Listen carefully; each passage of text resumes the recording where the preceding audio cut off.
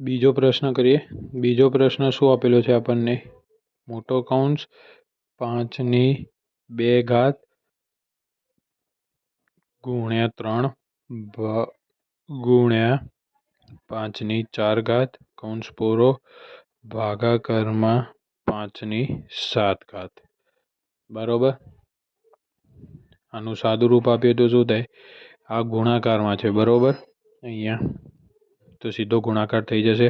તો કેટલા થશે? 2 તરી 6 ગુણ્યા 5/4 ભાગાકારમાં 5/7. તેથી ગુણાકાર છે, આધાર સરખો તો ઘાતનો સરવાળો થાય.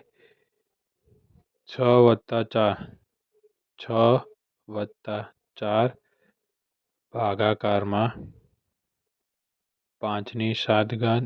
તેથી 5 શું આવે અહીંયા? 10 ભાગાકારમાં 5/7.